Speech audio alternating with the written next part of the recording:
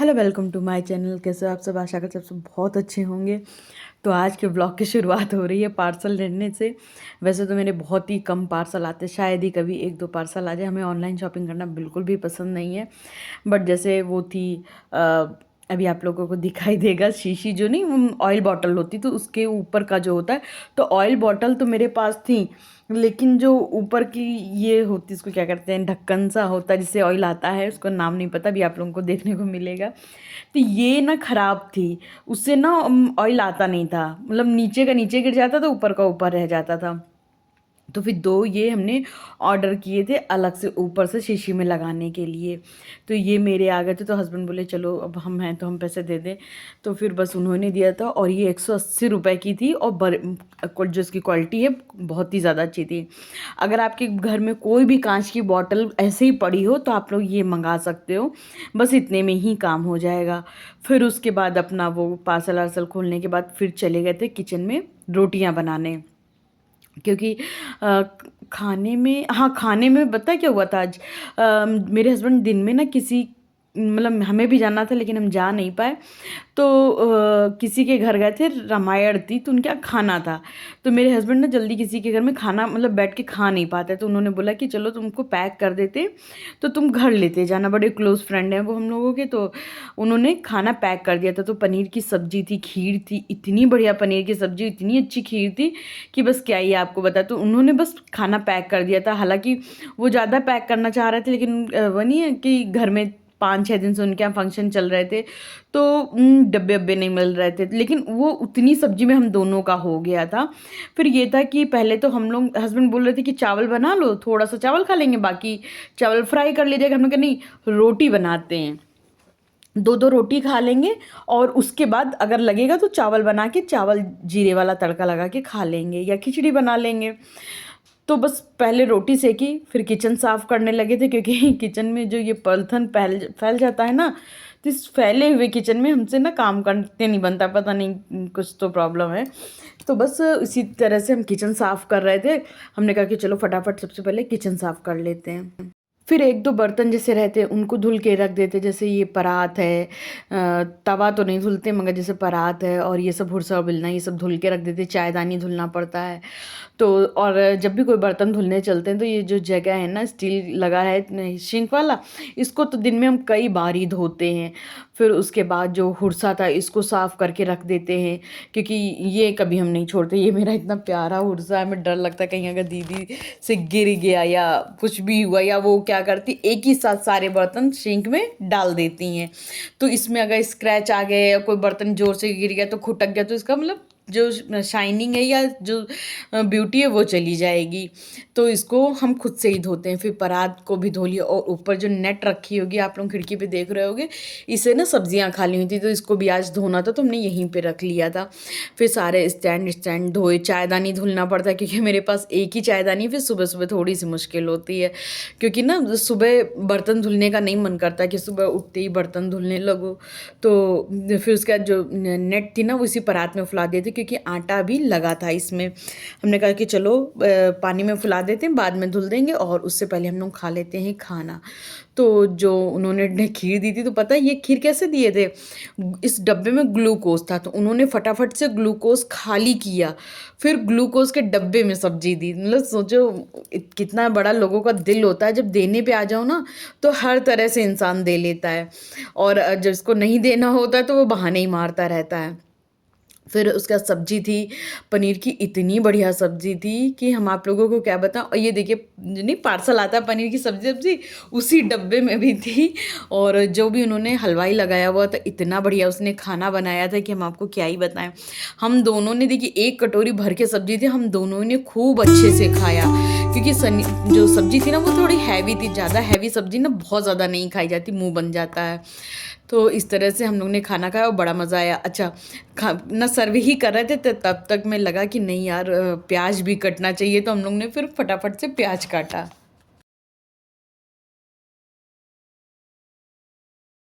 और मतलब जैसे आज दिन हम लोगों का था, ये प्याज भी इतना बढ़िया था, क्योंकि ना जो खूब डार्क रेड रेड कलर का प्याज होता है ना, वो बड़ा तीखा और झार वाला होता है, लेकिन उसकी सब्जी बहुत अच्छी बनती है। और जो ये सफ़ेद प्याज होता है, ये चाइनीज़ प्याज कहते हैं, तो ये इसमें झार नहीं होती ना, तो ये सलाद के लिए बहुत अच्छा होता है।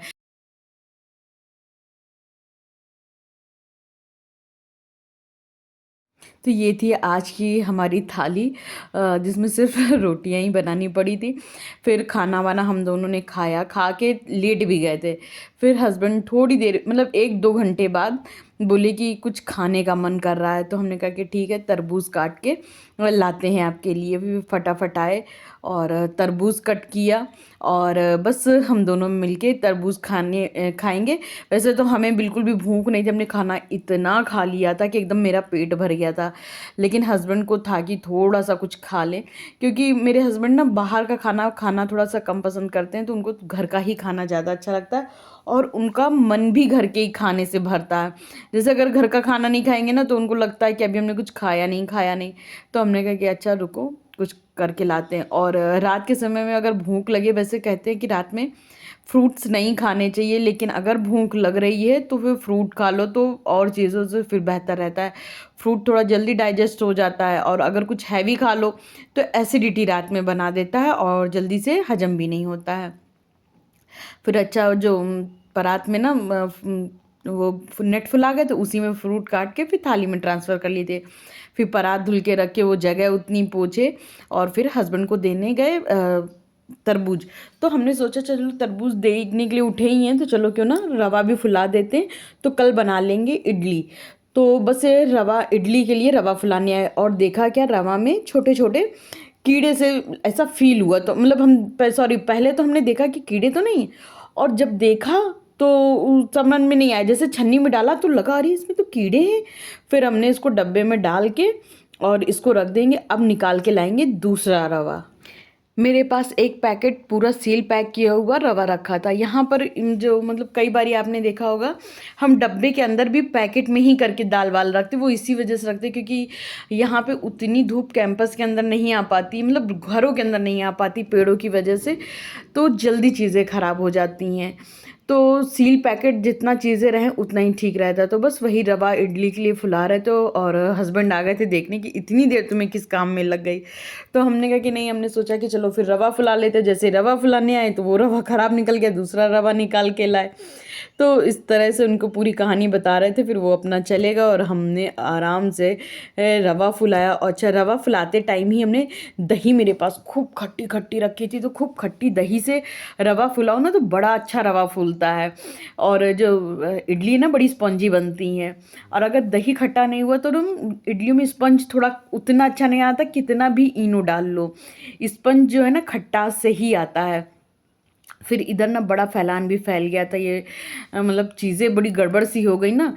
तो हमने कहा कि चलो इसको रात में ही साफ़ करके डाल देते, वरना फिर क्या होता सुबह सुबह जब उठो और इतना फैलान देखो, एकदम से दिमाग ख़राब हो जाता है कि बाप रे इतनी गंदगी हम ही ने डाली है। फिर बड़ा पछतावा होता है कि नहीं, रात में ही करके डाल देना था।